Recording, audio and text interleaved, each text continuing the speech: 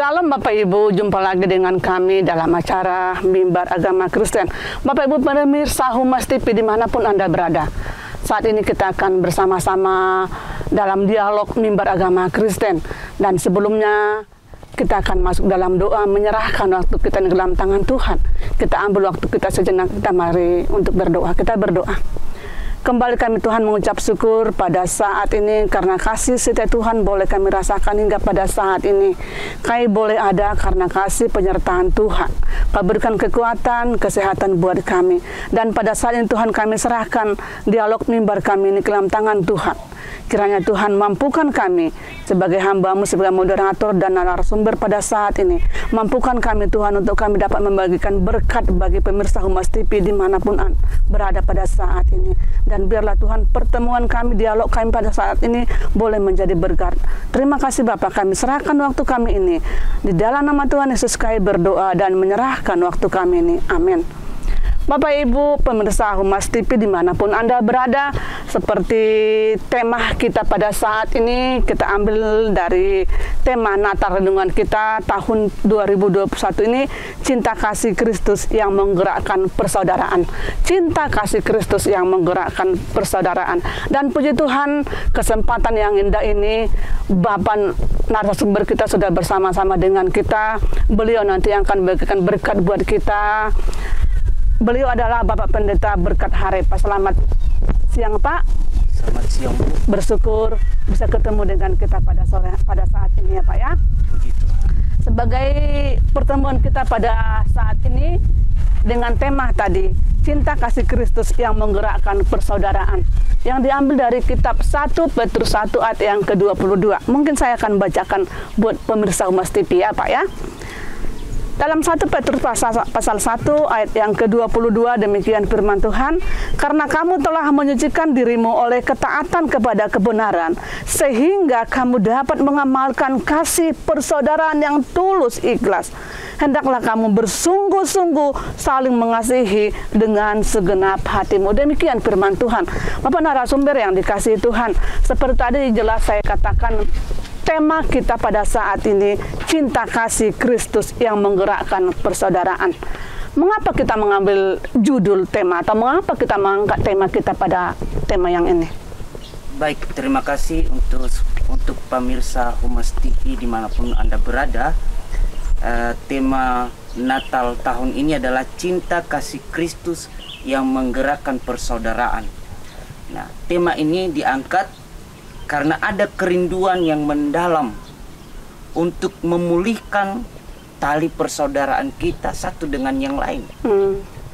Dimana di masa pandemi yang sudah 2 tahun kita lalui ini, rasa persaudaraan kita satu dengan yang lain sudah mulai memudar, sudah mulai hilang.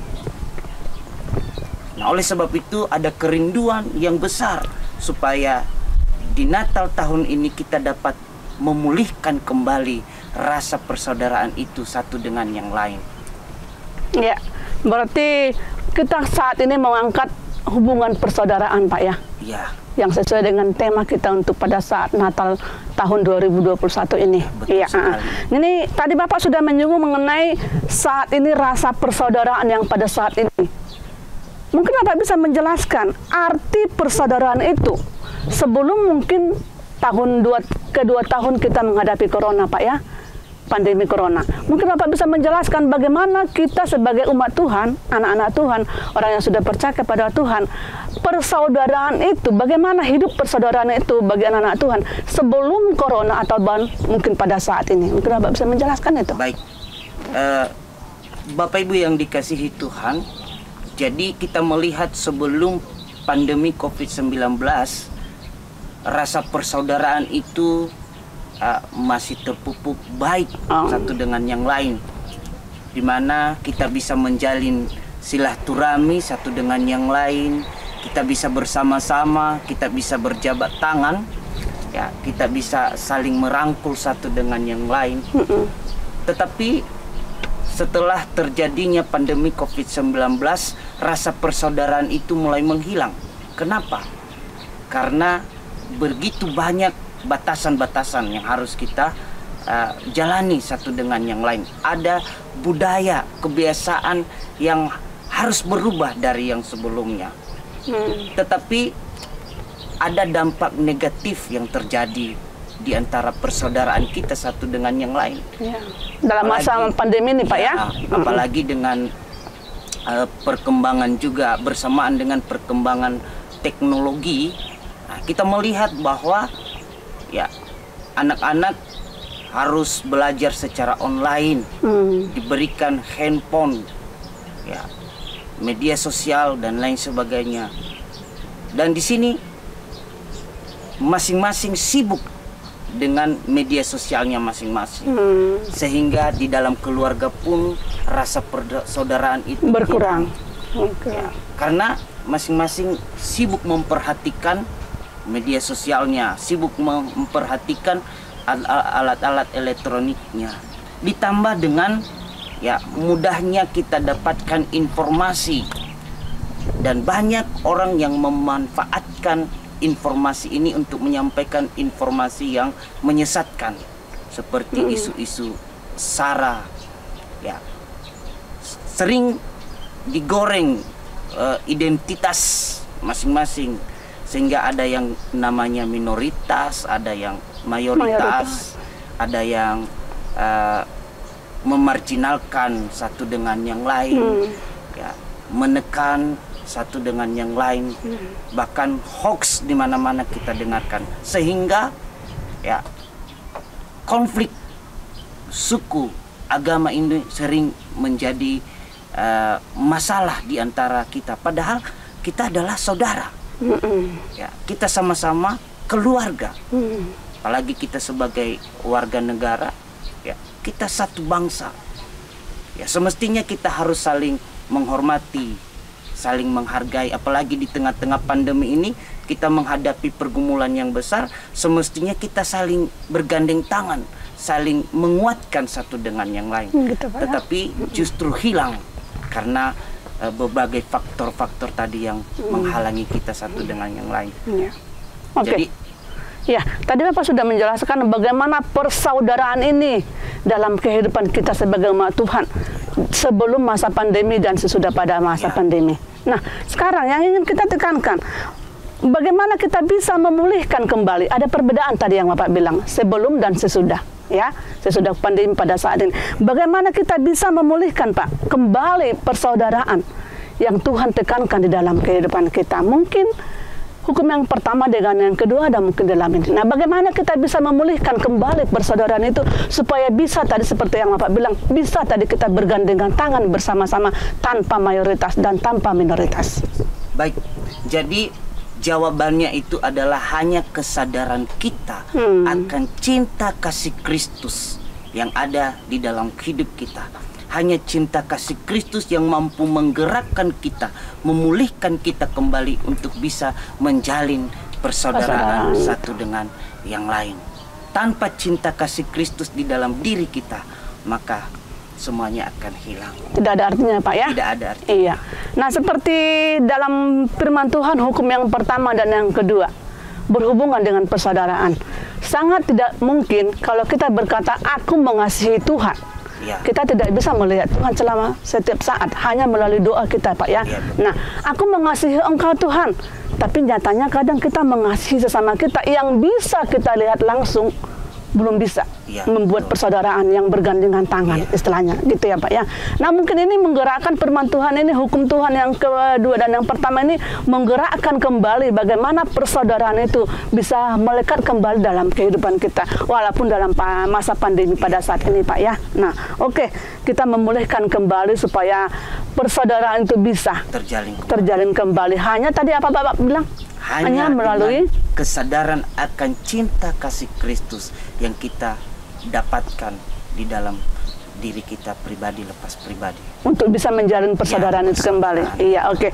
Baik, Pak, yang berikutnya kita akan mungkin melihat dalam pembacaan firman Tuhan tadi dalam 1 Petrus 1. Di sana akan dijelaskan bagaimana hidup untuk kekeluargaan persaudaraan tanpa memandang suku, ras, dan lain sebagainya. Nah, Pertanyaannya mungkin kasih karunia Kristus yang diberikan seperti tema kita pada saat ini.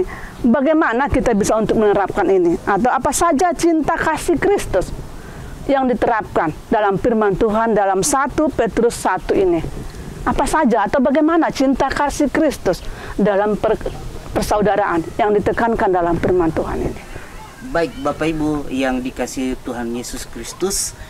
Jadi di dalam surat Petrus yang pertama ini ada beberapa hal yang harus kita sadari kembali bahwa ternyata cinta kasih Kristus itu begitu besar telah diberikannya kepada kita. Yang pertama, ya, Dia telah memberikan kita akal budi. Ya. Dan akal budi ini adalah hal yang membedakan kita dengan makhluk hidup yang lain, ya. Ya. Oke. Kita memiliki tingkat yang lebih tinggi dibandingkan dengan binatang, dengan makhluk-makhluk yang lain. Akal budi itu berhubungan dengan apa itu, Pak? Ya. Pikiran kah? Pikiran, pengetahuan membedakan mana yang baik, mana yang jahat. Ya, Berarti kita sebagai makhluk ciptaan Tuhan, kita sebagai orang percaya telah diberikan akal budi oleh Tuhan. Kelebihan ya, Pak, ya? Sehingga kita mampu membedakan mana yang baik, mana yang jahat. Berarti kita menjalin persaudaraan itu adalah hal yang baik. Dan sudah ditaruh di dalam diri kita. Berarti jikalau kita merendahkan orang lain, kita menganggap kita yang lebih hebat daripada orang lain, apa bedanya dengan makhluk yang lain, Pak, ya? Tidak punya perasaan, ya, benar, ya. Tidak punya akal budi. Benar. Ya. Tetapi karena Tuhan telah menaruh akal budi itu dalam diri kita, berarti ada tingkatan yang lebih yang kita miliki di dalam diri kita, Pak, ya? Diri kita. Iya. Berarti kita bisa mengasihi karena kita sudah mengasihi saudaraku itu ada hal yang baik, hal yang bermanfaat, hal yang berguna di dalam kehidupan saya. Iya, oke. Yang kedua adalah ya, kita telah dikuduskan oleh Tuhan. Ya, ini dapat kita lihat di ayat yang ke-15. Dengan darahnya yang telah tercurah di atas kayu salib, itulah yang menguduskan kita sehingga kita layak menghadap Tuhan. Iya. Ya, hanya kita dapat menghadap Tuhan di dalam roh dan kekudusan. Jadi Tuhan telah menguduskan kita itu. Yang ketiga, Ia telah memberikan kita status yang jelas. Ya, di ayat yang ke-16 itu kita bukan budak.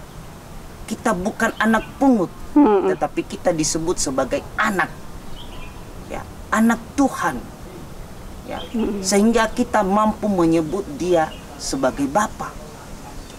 Ya. Di dunia ini hanya kita yang mampu menyebut Allah kita adalah Bapa. Bapa, ya. Berarti ini status yang sangat luar biasa, yang melebihi daripada status yang diberikan Tuhan kepada kita, ya. Bahkan selanjutnya kita adalah ahli waris. Ya, disebut sebagai ahli waris Kristus, sebagai anak, dan kita juga adalah ahli waris. Berarti mewarisi segala apa yang dimiliki Allah. Dan mewarisi karakternya Allah. Berarti Allah itu atau Kristus datang ke dunia itu Dia hadir sebagai penyembuh. Dia sebagai pemulih kehidupan orang lain. Bahkan yang buta dicelikan, yang tuli bisa mendengar, yang lumpuh bisa berjalan. Karena kuasa Tuhan. Karena kuasa Tuhan. Berarti karakter-karakter itulah yang harus kita warisi sebagai anak-anak Allah. Dalam kehidupan kita untuk kita bersaudara. Untuk bisa bersaudara. Berarti kita juga menjadi berkat bagi saudara kita. Menjadi pendukung bagi orang-orang yang ada di sekeliling kita. Sekeliling tanpa. Selain itu Bapak Ibu, kita telah ditebus dengan darah yang mahal. Di ayat yang ke-18, darah Kristus telah tercurah di atas kayu salib. Lebih daripada darah binatang yang dipersembahkan oleh orang-orang Yahudi.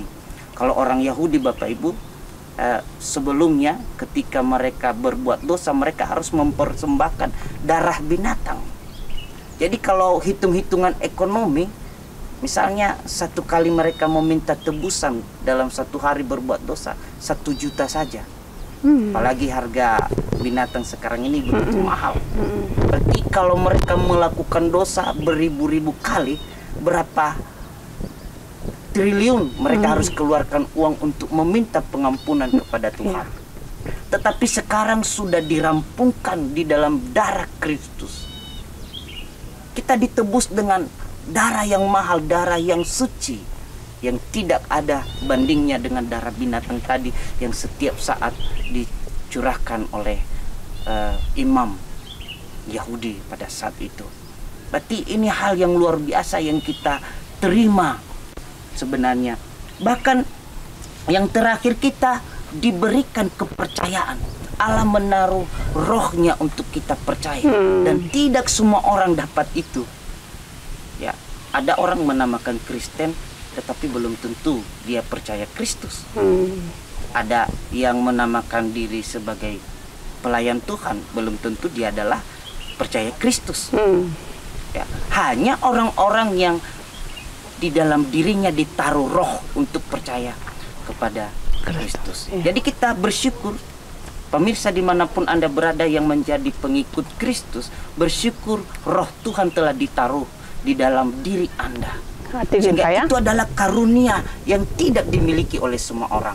Banyak orang yang sudah mendengarkan Injil, tapi mereka tidak percaya.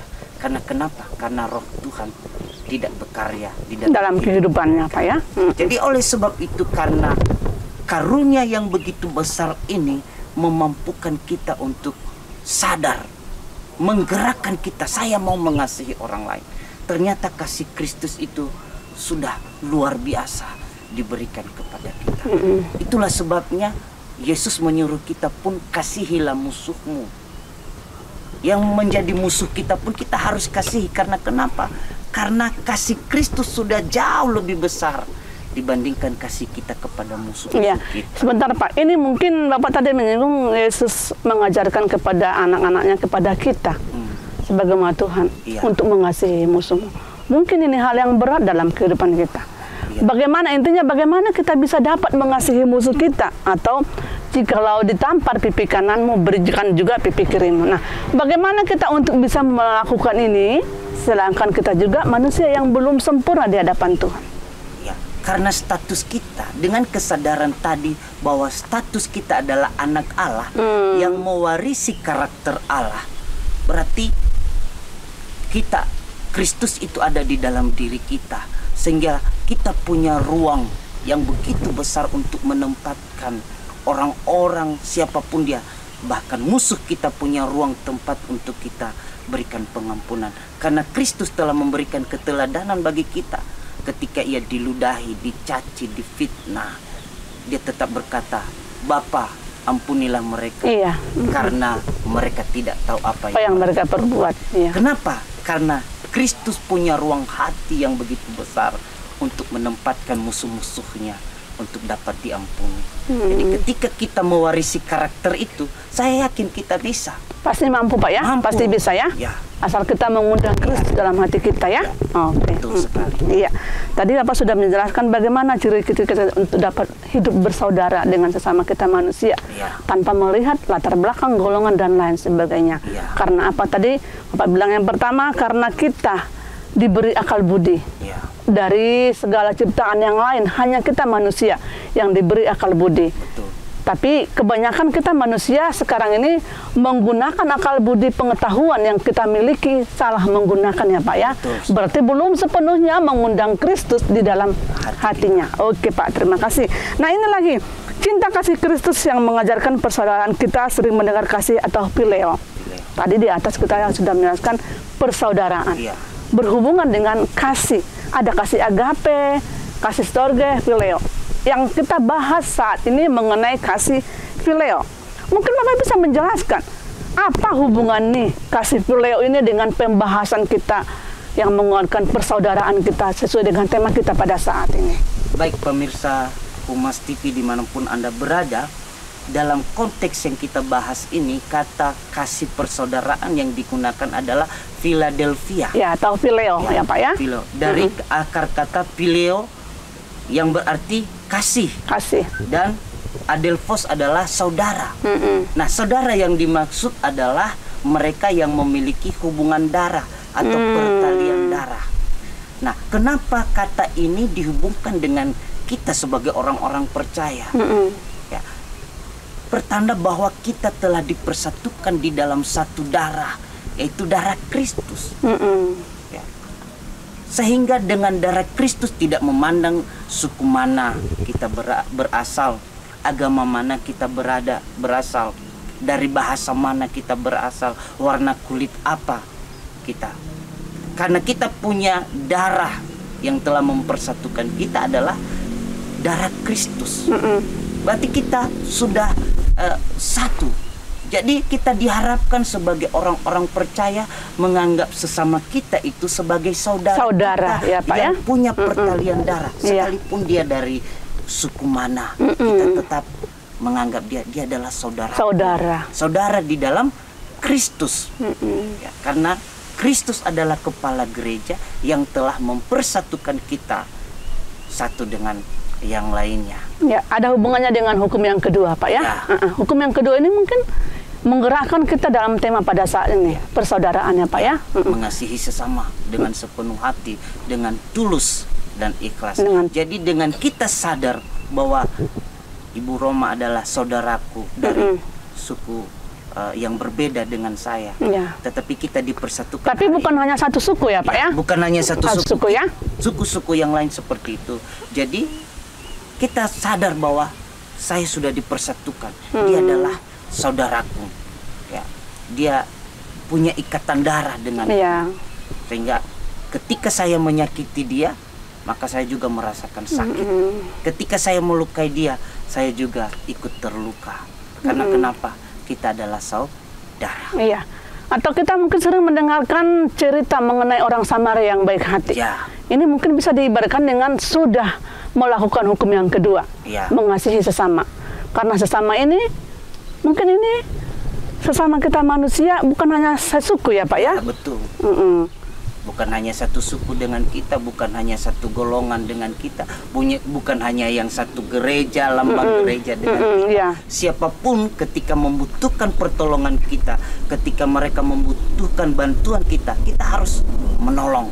Karena itulah lambang kehadiran kita sebagai anak-anak Tuhan, sebagai anak-anak Kristus, sebagai pengikut-pengikut Kristus. Dan kasih Kristus itulah yang menggerakkan kita untuk dapat melakukan itu. Persaudaraan yang kokoh, ya Pak, ya. Dan itu sudah dibuktikan oleh orang Samaria yang baik hati. Nah, sekarang bagaimana dengan kita orang-orang pilihan Tuhan pada saat ini?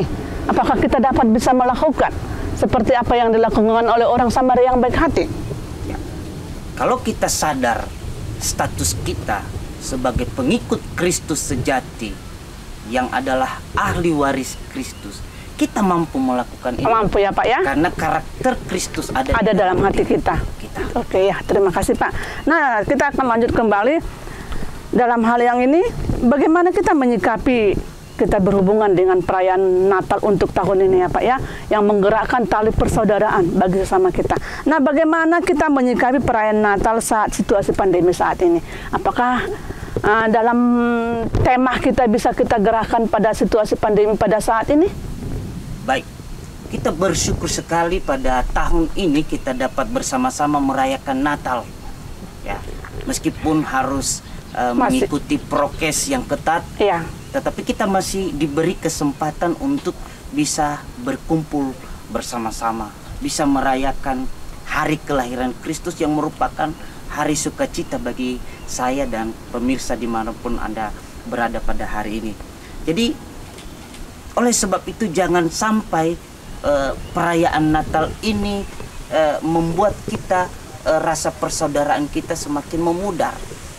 Tetapi kiranya kita benar-benar meskipun dalam bentuk yang sederhana kita merayakan Natal ini, tapi benar-benar tali persaudaraan kita nyata dan terwujud di dalam kehidupan kita bergereja. Ya, terlebih-lebih kita di dalam keluarga tadi dari awal saya sudah katakan bahwa kita sekarang ini dibatasi dengan media sosial ini yang kadangkala ada orang tua yang tidak bisa merangkul kembali anak-anak karena sibuk dengan handphonenya, sibuk membalas SMS, chat dan lain sebagainya, sehingga dia tidak bisa memperhatikan anak-anaknya. Begitu juga sebaliknya, anak-anak tidak bisa memperhatikan orang tuanya. Nah, hari ini melalui perayaan Natal di tahun ini, ya, mari kita menyingkirkan dulu hal-hal seperti itu. Mari kita berkumpul bersama-sama, bergandengan tangan, ya Pak ya, saling mendukung. Otomatis itu dimulai dari keluarga dulu, mungkin Pak ya. Ya, jadi di dalam keluarga kita mulai. Ayah dan ibu tinggalkan dulu HP-mu. Ya. Sekarang rangkulah anakmu, duduk bersama, berbicara bersama dengan mereka, tanyakan apa masalahmu, apa pergumulanmu, bagaimana sekolahmu, bagaimana pendidikanmu dan lain sebagainya. Jadi kita manfaatkan momen Natal ini, sehingga tali persaudaraan kita terus terjalin mulai dari keluarga. Walaupun dalam masa pandemi pada saat ini Pak ya. Di dalam gereja seperti itu. Di momen Natal ini mari kita mungkin saling memaafkan satu dengan yang lain. Mungkin selama ini kita sudah saling melukai, menyakiti, kata-kata yang tidak menyenangkan satu dengan yang lain. Saatnya kita saling memaafkan. Apalagi antar anak bangsa. Mari kita saling mendukung satu dengan yang lain. Meskipun di situasi pandemi ini, ya mari kita tunjukkan bahwa kita adalah anak bangsa. Ya, kita adalah saudara satu dengan yang lain. Meskipun kita berbeda agama, berbeda suku, tetapi kita adalah satu, yaitu warga bangsa Indonesia. Untuk menjalin persaudaraan yang baik ya Pak ya. Oke, ya Pak. Untuk saat ini mungkin sebagai kesimpulan dari pertemuan dari dialog mimbar kita pada saat ini, mungkin Bapak bisa menjelaskan apa sih yang mau kita ambil dari hikmat kita untuk dalam merayakan Natal pada saat ini. Apa yang perlu kita persiapkan dalam kehidupan kita, mungkin dalam situasi pandemi. Karena saya ingat tahun kemarin itu kan sudah kedua tahun ini pandemi. Tahun kemarin kan belum ada sama sekali perayaan Natal. Tahun ini kita diberikan kesempatan. Apa yang mau kita ambil hikmah dalam perayaan Natal mungkin tahun ini? Yang tadi Bapak singgung, mungkin kita masih sesuaikan protokol kesehatan. Kita tahu pengumuman di gereja yang usia sekian belum dulu ke gereja, anak-anak belum dulu. Apa yang mau kita ambil hikmah dari perayaan Natal kita tahun ini sesuai dengan tema kita hidup untuk bersaudara, kekeluargaan. Baik. Jadi melalui perayaan Natal tahun ini, sekalipun nanti di gereja-gereja kita masing-masing di perayaan Natal dibatasi hanya usia ini yang bisa ke gereja, jarak kita boleh jauh. Ya. Karena masih ada jarak ya Pak ya? Ada jarak. Jarak kita boleh jauh, tetapi kiranya persekutuan kita tidak jauh, hati kita tidak jauh, rasa persaudaraan kita tidak jauh. Ya, kita harus terus mempererat rasa persaudaraan ini hingga sampai akhir, karena itu adalah kerinduan kita yang mendalam. Ya, mari kita pulihkan kembali kehidupan kita, kerohanian kita yang sakit saat ini. Mari kita undang Roh Kudus untuk hadir. Ya, untuk kita memampukan hidup kita untuk berkenan di hadapan Tuhan ya Pak ya. Oke, terima kasih. Posisi kita, jarak kita tidak membuat rasa persaudaraan kita jauh. Untuk kita dapat bergandengan tangan seperti yang Bapak bilang tadi ya. Ya, intinya kita hidup untuk bersaudara tanpa batas, tanpa ada maksud tertentu. Jikalau kita menolong seseorang, membantu seseorang, membuat saudara, menggerakkan persaudaraan lebih erat lagi tanpa ada maksud tertentu ya Pak ya. Iya betul. Kita harus tulus. Tulus. Jadi ketika kita mengasihi, ketika kita mencintai saudara, kita harus benar-benar dengan penuh ketulusan dari hati yang paling dalam. Ya, jangan ada katanya udang di balik batu. Ada maksud tertentu. Kita mengasihi. Nah, saya mengasihi Ibu Roma karena ada tujuan saya tertentu di balik itu. Dan ketika tujuan saya tidak tercapai atau ekspektasi saya tidak tercapai, maka saya mulai menyebarkan hoax, menyebarkan fitnah kepada Ibu Roma, dan bahkan membenci, menjauhi Ibu Roma. Tetapi melalui perayaan Natal ini, mari kita benar-benar tulus melakukan persaudaraan itu satu dengan yang lain. Oke, iya. Sebenarnya masih banyak yang akan kita bahas, Pak, ya, khususnya dalam perayaan Natal, mempersiapkan hati dan pikiran kita pada tahun ini untuk kita datang ke hadirat Tuhan dalam perayaan Natal, dalam situasi COVID-19 pada saat ini, ya, Pak, ya. Tapi puji Tuhan, Bapak sudah mau memberikan berkat buat kita, buat pemirsa Humas TV dimanapun Anda berada. Terima kasih. Biarlah melalui pembahasan kita, dialog kita, mimbar kita pada saat ini boleh menjadi berkat buat kita semua. Intinya, mari menjalin persaudaraan dengan siapapun yang membutuhkan. Jangan pernah kita menganggap apa yang kita buat, apa yang kita lakukan, apa yang kita bantu kepada sesama kita dengan tujuan ada imbalan tertentu. Lakukan dengan tulus hati, maka Tuhan akan memberkati saudaraku. Pemirsa Humas TV dimanapun Anda berada, kesempatan yang indah ini dalam situasi pandemi COVID-19 ini, kita boleh mengucap syukur dalam perayaan Natal kita masih bisa diberikan waktu, kesempatan, walaupun mungkin tadi seperti yang dikatakan oleh Bapak narasumber kita masih disesuaikan dengan protokol kesehatan. Namun kita bersyukur kepada Tuhan, biar kita tetap berdoa dan berdoa kepada Tuhan agar pandemi ini segera berakhir dan kita boleh melakukan segala aktivitas kita dalam perayaan Natal untuk selanjutnya untuk hormat kemuliaan bagi nama Tuhan dengan tidak ada tekanan dan dengan tidak sesuaikan protokol kesehatan. Dan pada kesempatan yang indah ini, pemirsa Humas TV dimanapun Anda berada, kami mengucapkan selamat Hari Natal tahun 2021 dan selamat menyongsong tahun baru 2022. Tuhan Yesus memberkati. Salam.